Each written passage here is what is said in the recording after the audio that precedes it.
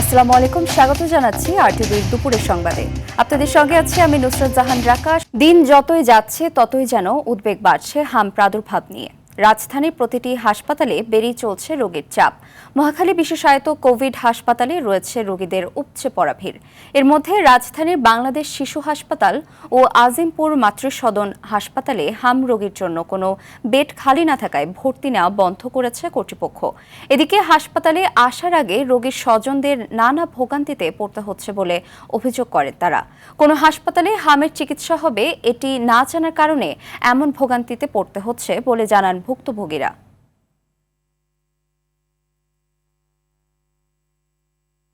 বাচ্চার প্রথমে সর্দি কাশ জ্বর হয়েছিল, এক সপ্তাহ যাবত এখানে ডাক্তার দেখাইছে, নেত্রকোনা ডাক্তার দেখায় ওষুধ টষুধ খাওয়াইছে, তাও ভালো হয়েছে না। এখন ডাক্তার ইঞ্জেকশন করতেছে, স্যালাইন করতেছে, ওষুধ খাওয়াইতেছে। এখন আগে থেকে দেখা মোটামুটি ভালোই আছে। কালকে বিকালে ভর্তি হয়েছি, এখন মোটামুটি সুস্থ। ঠান্ডা, কাশি, জ্বর এবং পাতলা পায়খানা এবং হামেরও রেস্ট ছিল। পরে আমরা কয়েকটা মেডিকেল ঘুরে আসছি, কুমিটোলা হাসপাতাল, ওরা ওখানে রাখে নেই। ওরা বলতেছে যে সিট সংখ্যা খুবই কম, তো পরে এখানে আসতে বলছে, এখানে আসছে। দর্শক, এই মুহূর্তে রাজধানীর মহাখালী ডিএনসিসি ডেডিকেটেড হাসপাতাল থেকে যোগ দিচ্ছেন সহকর্মী জাহিদ রহমান। জাহিদ, সেখানে হামে আক্রান্ত রোগীদের কি অবস্থা, চিকিৎসা কেমন চলছে, চিকিৎসকরা কি বলছেন এ ব্যাপারে জানাবেন। নুসরাত,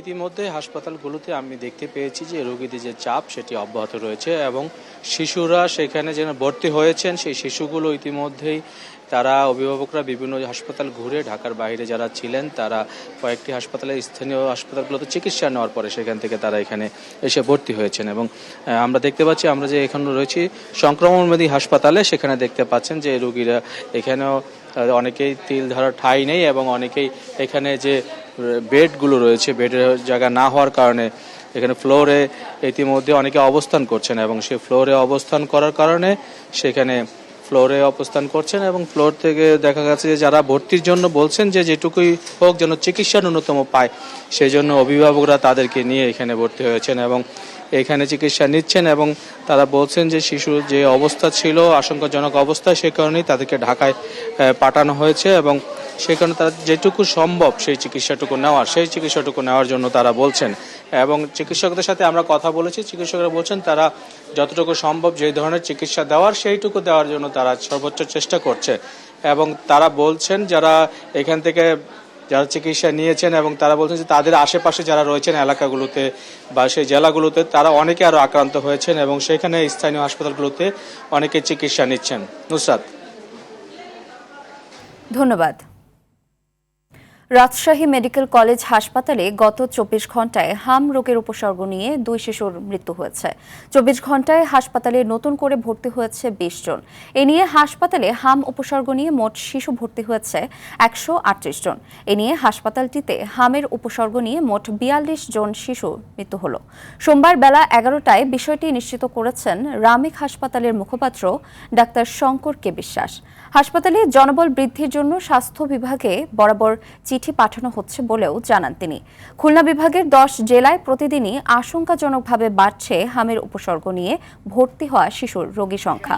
এর মধ্যে কুষ্টিয়া, যশোর ও খুলনা হটস্পটে পরিণত হয়েছে।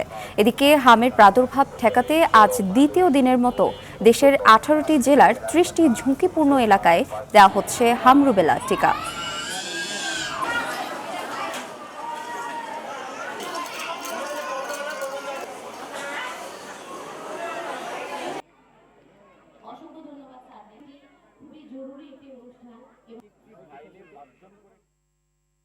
প্রধানমন্ত্রী তারেক রহমানের সাথে সৌজন্য সাক্ষাৎ করেছেন ঢাকায় নিযুক্ত ভারতের হাইকমিশনার প্রণয় ভার্মা।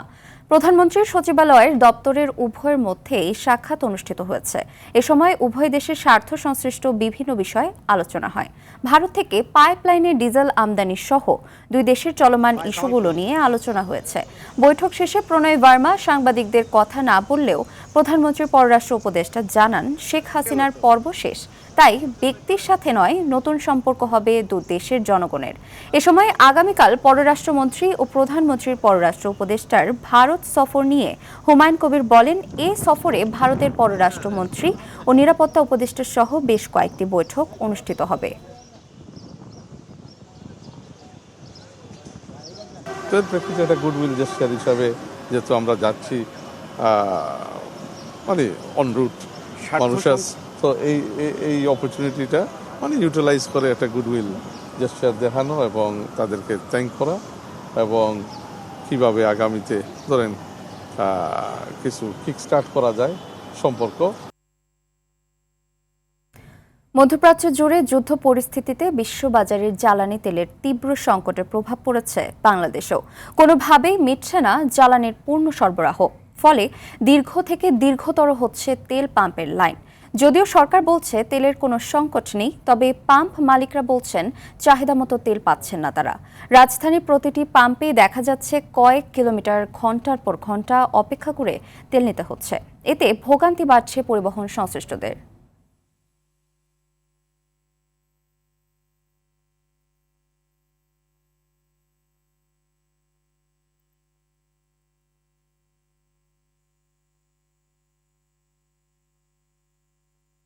চার 5 ঘন্টা সিরিয়াল ধরার পরে আমাদেরকে তেল দেয় 10 লিটার করে।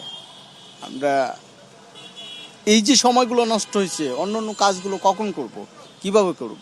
তার ভিতরে তেল দিচ্ছি, তেল বিক্রেতা বাড়ে নাই, আপনি যান স্লিপ দিচ্ছি, তেল বিক্রেতা বাড়ে নাই, ঝামেলা অনেক। এখানে দাঁড়াইছি 2 ঘন্টা হয়েছে, 2 ঘন্টার মতো দাঁড়ানো আছে।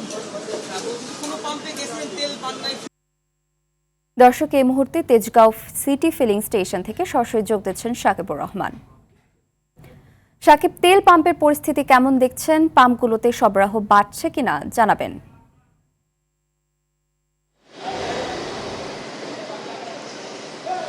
নুসরাত, আসলে তেল পাম্পগুলোতে কিন্তু পরিস্থিতি ঠিক আগের মতোই। দীর্ঘ লাইন ধরে মানুষের তেল নিতে হচ্ছে, যানবাহনের দীর্ঘ সারি আছে কয়েক কিলোমিটার জুড়ে, সেইখানে তারা দীর্ঘ সময় লাইনে দাঁড়িয়ে একের পর এক তেল নিচ্ছেন। আমরা কয়েকটি পাম্প ঘুরেছি, আমরা কয়েকটি পাম্পে দেখেছি যে আসলে তেল নেওয়ার জন্য দীর্ঘ সারি থাকলেও যে সকল বড় বড় পাম্পগুলো রয়েছে সবগুলোতে কিন্তু তেল দেয়া হচ্ছে।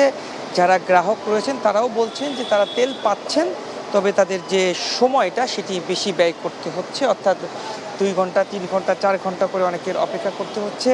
আবার দেখেছি যে অনেক পাম্পে হয়তো গতকাল রাতে তারা তেল নেওয়ার জন্য 2-3 ঘন্টা লাইন দিয়েছিলেন, কিন্তু একদম যখন পাম্পে তারা প্রবেশ করবেন সেই মুহূর্তে তেল শেষ হয়ে যাওয়ায় তাদের পুরো রাতটি অপেক্ষা করতে হয়েছে।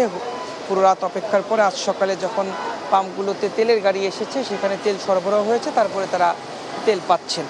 এর পাশাপাশি পাম্প মালিক যারা রয়েছে তাদের সঙ্গেও কথা বলেছি।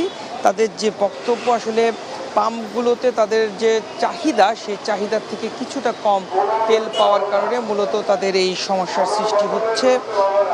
তাদের চাহিদা মতো তেল পেলে আসলে এই দীর্ঘ লাইনগুলো সৃষ্টি হতো না, তারা নিরবিচ্ছিন্নভাবে 24 ঘন্টা তেল দিতে পারতেন এবং যার ফলে আসলে এই সমস্যাগুলোর সমাধান হয়ে যেত। কিন্তু তারা যেহেতু ঠিকমতো তেল পাচ্ছে না, সেক্ষেত্রে আসলে তাদের তেল দিতে সমস্যা হচ্ছে এবং দীর্ঘ লাইনগুলোর সৃষ্টি হচ্ছে। এবং সব মিলিয়ে বলা চলে যে তেলের জন্য মানুষের দীর্ঘ লাইন রয়েছে, আক্ষেপ রয়েছে, ক্ষোভ রয়েছে, কারণ গরমের মধ্যে রাস্তায় তাদের দীর্ঘক্ষণ দাঁড়িয়ে থাকতে হচ্ছে। সাধারণ মানুষের চাওয়া যেন দ্রুত এই সমস্যার সমাধানে উদ্যোগ নেয় সরকার। তো এই ছিল এখন পর্যন্ত তেল পাম্প থেকে আমার কাছে সর্বশেষ নুসরাত। ধন্যবাদ। এদিকে জ্বালানি তেলের সংকটে ব্যাহত হচ্ছে সেচ ব্যবস্থা। রোববার থেকে রাজবাড়ীর বিভিন্ন ফিলিং স্টেশনে পাত্র ও বোতল হাতে কৃষকদের দীর্ঘ লাইন দেখা যায়। সেচ পাম্পগুলো ডিজেলে চলায় এই সংকট আরও তীব্রতর হয়েছে। দিনাজপুরের হিলির একমাত্র ফিলিং স্টেশনে 3 দিন পর দেওয়া হচ্ছে পেট্রোল ও অকটেন। রাত থেকে দীর্ঘ লাইনে দাঁড়িয়ে তেল নিচ্ছে চালকরা। তেল নেওয়ার জন্য অনেকেই রাতেও অবস্থান করছেন ফিলিং স্টেশনগুলোতে। ঝিনাইদহের পাম্পগুলোতে ডিজেল না পেয়ে চরম বিপাকে পড়েছেন কৃষকরা। অনেক মোটরসাইকেল চালককে পরিচয় গোপন করে দিনে 2 থেকে 3 বার তেল নেওয়ার অভিযোগও রয়েছে। দর্শক, এই মুহূর্তে সচিবালয়ে রয়েছে সহকর্মী বিল্লাল হোসেন, সরাসরি যুক্ত হচ্ছি সেখানে।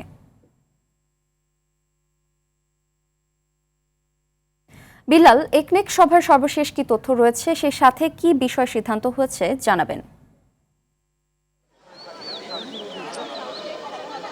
আপনাকে আসলে জানিয়ে রাখি যে এই সরকার দায়িত্ব নেওয়ার পর কিন্তু আজকেই প্রথম যে একনেকের যে সভা হয়েছে সেই সভাটি সকাল 11টায় যে সচিবালয়ের যে প্রধানমন্ত্রী যেই নির্ধারিত যে দপ্তর রয়েছে সেখানে কিন্তু সভাটি শুরু হয়েছে।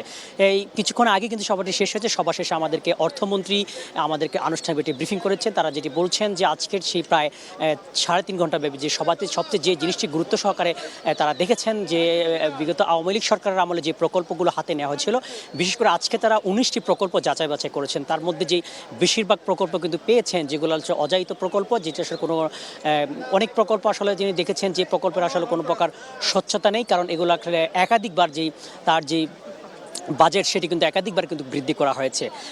এইগুলো আসলে কেন করা হয়েছে সেই কিছুর কিন্তু প্রধানমন্ত্রী একটি নির্দেশ দিয়েছেন যে সেই প্রকল্পগুলো যাচাই বাছাই করার জন্য, তার জন্য কিন্তু একটি কমিটি গঠন করা হয়েছে। সেই কমিটি কিন্তু প্রায় 1 সপ্তাহের মধ্যেই কিন্তু এটি যাচাই বাছাই করে পরবর্তী যে একনেকের যে সভা, দ্বিতীয় যে সভাটি রয়েছে সেই সভায় আসলে সেটি বলবে। পাশাপাশি কিন্তু আরেকটি তথ্য কিন্তু আমাদেরকে তিনি জানিয়েছেন যে প্রধানমন্ত্রী যে পরিকল্পনা বিষয়ক উপদেষ্টা কিন্তু তিনি যেটি বলেছেন সেটি বলেছেন যে বেশিরভাগ প্রকল্প কিন্তু রাজনৈতিক বিবেচনায় কিন্তু নেওয়া হয়েছে।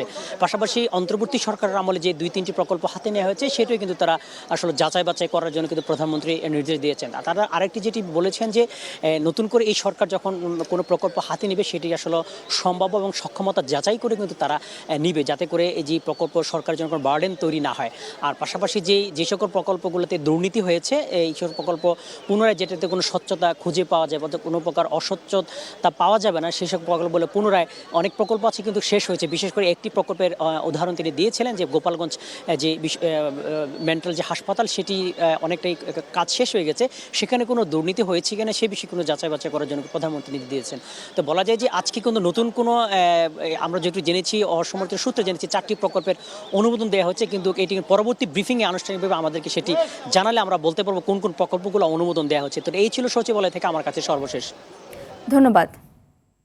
আসছে বাজেটে মেগা প্রকল্প কমিয়ে সামাজিক শিক্ষা ও স্বাস্থ্য খাতে বরাদ্দ বাড়ানোর তাগিদ দিয়েছেন অর্থনীতিবিদরা। আর মূল্যস্ফীতি নিয়ন্ত্রণ, বিনিয়োগ, রপ্তানি এবং ক্ষুদ্র ব্যবসায়ীদের কল্যাণে নীতি সহায়তার পরামর্শ দিয়েছেন ব্যবসায়ী ও অর্থনীতিবিদরা। আরও জানাচ্ছেন তৌহিদুর রহমান।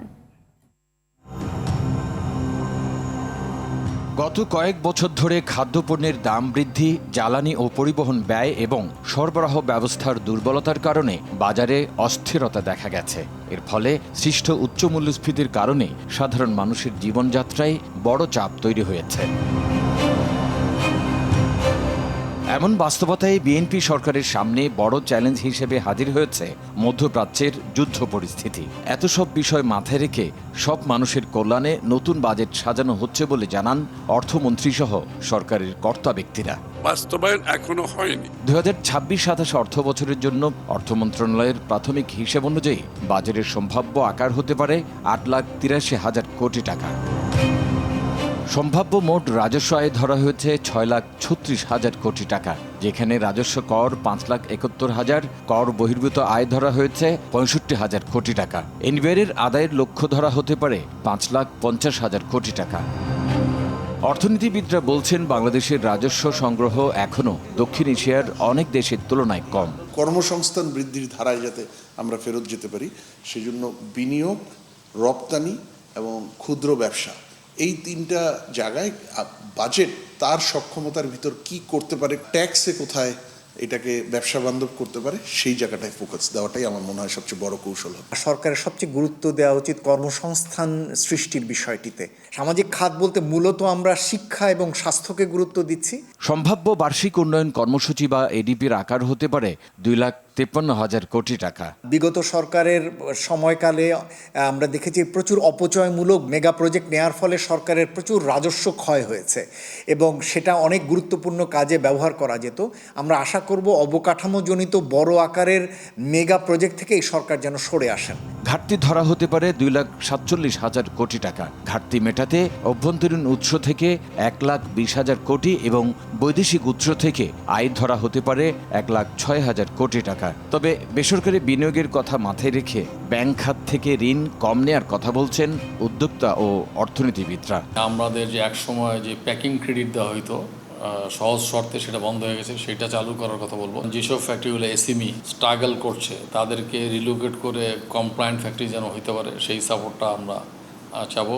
আমরা ব্যাংকের ইন্টারেস্ট রেট যেন সহনীয় পর্যায়ে আসে সেইটা নিয়ে আমরা কথা বলবো। বর্তমান স্লাগিশ অর্থনীতিতে বেসরকারি খাতে ঋণ দিতে অনেক ব্যাংক আগ্রহী না, সেখানে সরকার যখন লোন বেশি করে নেয় তখন ব্যাংকগুলো আরও কম আগ্রহী হয়ে যায় বেসরকারি খাতকে ঋণ দিতে। তো সেইখানে প্রাইভেট সেক্টরের অর্থায়ন তখন প্রায়োরিটিতে পিছনে পড়ে যায় ব্যাংকগুলোর কাছে। আগামী অর্থ বছরের জন্য জিডিপি প্রবৃদ্ধি লক্ষ্য ধরা হতে পারে 6%। জিডিপির আকার দাঁড়াতে পারে 68,707 কোটি টাকা। তৌহিদুর রহমান, RTV, ঢাকা। জুলাই গণঅভ্যুত্থানে কুষ্টিয়ায় 6 জনকে হত্যাসহ 8 অভিযোগে জাসদ সভাপতি হাসানুল হক ইনুর মামলায় আজকের যুক্তিতর্ক উপস্থাপন শেষ। অভিযোগের বিপক্ষে নিজেদের দ্বিতীয় দিনের যুক্তি তুলে ধরে আসামিপক্ষ। যুক্তিতর্ক উপস্থাপনের পরবর্তী তারিখ 12 এপ্রিল ধার্য করা হয়েছে। বিচারপতি নজরুল ইসলাম চৌধুরীর নেতৃত্বাধীন আন্তর্জাতিক অপরাধ ট্রাইব্যুনাল 2-এ অনুষ্ঠিত হয় বিচারিক কার্যক্রম। অন্যদিকে ট্রাইব্যুনাল 1-এ 2016 সালে মিরপুরের জাহাজবাড়িতে জঙ্গি নাটক সাজিয়ে 9 তরুণ হত্যা মামলায় শেখ হাসিনা, সাবেক আইজিপি AKM শহীদুল হক সহ 8 জনের বিরুদ্ধে আনুষ্ঠানিক অভিযোগ গঠনের শুনানি থাকলেও আজ কোর্ট বসছে না।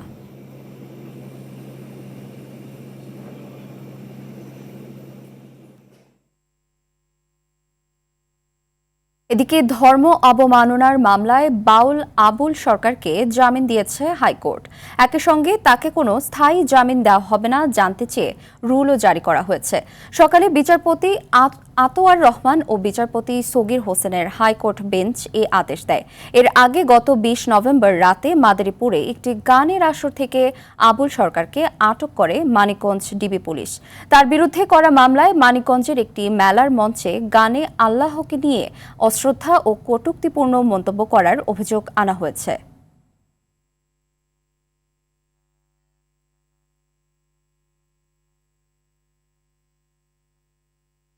নানা সংকটে জর্জরিত 100 বছর পুরনো চট্টগ্রামের 250 শয্যা বিশিষ্ট আন্দরকিল্লা জেনারেল হাসপাতাল ঝুঁকি নিয়ে জরাজীর্ণ ভবনে চলছে চিকিৎসা সেবা। রয়েছে পর্যাপ্ত ডাক্তার, নার্স ও যন্ত্রপাতির সংকট।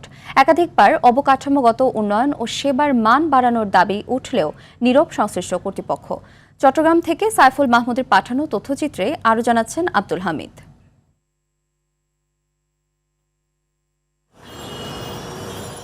নানামুখী সংকটে ভুগছে 1840 সালে যাত্রা শুরু করা চট্টগ্রামের আন্দারকিল্লা জেনারেল হাসপাতাল।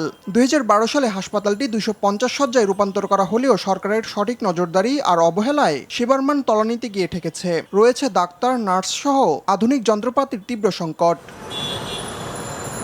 পুরনো জরাজীর্ণ ভবনে ঝুঁকি নিয়ে চলছে সেবা প্রদান।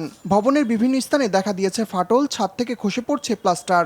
এমন অবস্থায় ক্ষুব্ধ আর আতঙ্কিত সেবা প্রত্যাশীরা। যেটা মেডিকেলের ছাড়া গরিব অসহায় মানুষদের আইসিইউ আছে মাত্র এই জেনারেল হসপিটাল 10-12টা, এবং তার এই বিল্ডিংয়ে যদি এই বেহাল দশা হয়, গরিব মরলে আসলে কারো কিছু আসা যায় না। পেশেন্ট অনুযায়ী আরও অনেক সংস্কার দরকার, ট্রিটমেন্টও ডেভেলপ দরকার, উন্নত চিকিৎসা বা আধুনিকায়নের প্রয়োজন আছে। প্রচুর পরিমাণ রোগী হয়, আসলে সরকার এটাতে নজর দেওয়া দরকার। ঝুঁকি থাকলেও অবকাঠামোগত উন্নয়ন নিয়ে নীরব গণপূর্ত বিভাগ। ভঙ্গুর অবকাঠামো এবং যাবতীয় সংকটের কথা স্বীকার করলেও সমাধান জানা নেই স্বয়ং সিভিল সার্জনের। আর দ্রুতই সমস্যাগুলোর সমাধান হবে বলছে হাসপাতাল কর্তৃপক্ষ। এখানে আইসিইউ আছে, আইসিইউ জনবল নাই, আইসিইউর মেশিনপত্রগুলো স্বল্পতা আছে, সবগুলো আইডেন্টিফাই করা হয়েছে। ডাক্তার স্বল্পতা যে নাই সেটা অনেকগুলো পোস্ট ওখানে ক্রিয়েট হয় নাই। এখানে 250 বেড করা হয়েছে, কিন্তু জনবল আছে 150 বেডের। এই ব্যাপারে ঊর্ধ্বতন কর্তৃপক্ষের কাছে চিঠি দিয়েছি যে আমাদের আসলে একটা পূর্ণাঙ্গ একটি প্ল্যাটফর্মে একই কম্পাউন্ডের মধ্যে যদি টোটাল বিল্ডিংটা চলে আসে, তখন হয়তো রোগীদেরকে আরও বেশি ভালো সেবা দেওয়া সম্ভবপর হবে। চট্টগ্রামের দ্বিতীয় বৃহত্তম হাসপাতালটির এমন বেহাল দশার পেছনে সংশ্লিষ্ট দপ্তরগুলোর সমন্বয়হীনতা ও দায়িত্বহীনতাকেই দুষছে ভুক্তভোগীরা। আব্দুল হামিদ, RTV। রাজস্ব বৃদ্ধি এবং ডিজিটাল লেনদেন সম্প্রসারণের লক্ষ্যে চলতি বছরের জুনের মধ্যে দেশের সব ব্যাংকে বাংলা কিউআর অ্যাপ চালুর উদ্যোগ নিয়েছে সরকার। এই অ্যাপের মাধ্যমে স্মার্টফোন দিয়ে কিউআর কোড স্ক্যান করে ক্রেতারা ডিজিটালি পেমেন্ট করতে পারবেন। বাংলা কিউআরের মাধ্যমে পেমেন্ট গ্রহণের সঙ্গে সঙ্গে দোকানদার বা ক্যাশিয়ারের মোবাইলে পেমেন্ট কনফার্মেশন SMS চলে আসবে এবং একটি মার্চেন্ট অ্যাপের মাধ্যমে দোকানের মালিক তার দিনের সব লেনদেন দেখতে পারবেন। 2027 সালের মধ্যে দেশের 75% লেনদেন ক্যাশলেস করার লক্ষ্য নির্ধারণ করা হয়েছে। এই পদ্ধতিতে লেনদেন হবে দ্রুত এবং সুরক্ষিত। দেশের সব ব্যাংক ও মোবাইল ফিনান্সিয়াল সার্ভিসেস এর লেনদেনকে একটি অভিন্ন QR প্ল্যাটফর্মে আনতেই এই যুগান্তকারী উদ্যোগ নিয়েছে সরকার। সিরিয়ার হাই ভোল্টেজ ম্যাচে নাপোলির মুখোমুখি হবে এসি মিলান। নাপোলির ঘরের মাঠ স্তাদিও দিয়েগো আর্মান্দো মারাদোনা স্টেডিয়ামে ম্যাচটি অনুষ্ঠিত হবে রাত 1:45টায়। এই ম্যাচ জিতে লিগ টেবিলের দৌড়ে টিকে থাকতে চায় দু দলই, তাই এই ম্যাচ জয়ের বিকল্প ভাবছে না কেউই। চলতি মৌসুমে প্রথম দেখায় নাপোলিকে 2-1 ব্যবধানে হারিয়েছিল এসি মিলান। তবে ইতালিয়ান সুপার কাপের সেমিফাইনালে মিলানকে 2-0 ব্যবধানে পরাজিত করে নাপোলি। ঘরের মাঠে 25 ম্যাচ ধরে অপরাজিত থাকা আন্তোনিও কন্তের দল জয় নিয়ে মাঠ ছাড়তে চাইছে।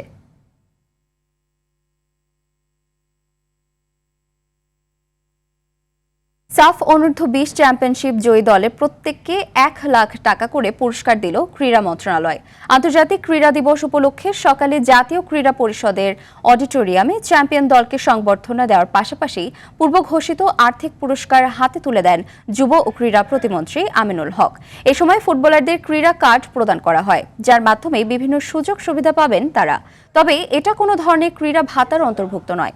এ সময় উপস্থিত ছিলেন বাফুফে সভাপতি তাবিথ আওয়াল সহ একাধিক কর্মকর্তা। পুরস্কার গ্রহণের পর অধিনায়ক মিঠু চৌধুরী বলেন, ফেডারেশনের পক্ষ থেকে ভালো সুযোগ সুবিধা পেলে ভবিষ্যতে দেশের জন্য আরও ভালো ফল আনতে পারবেন তারা।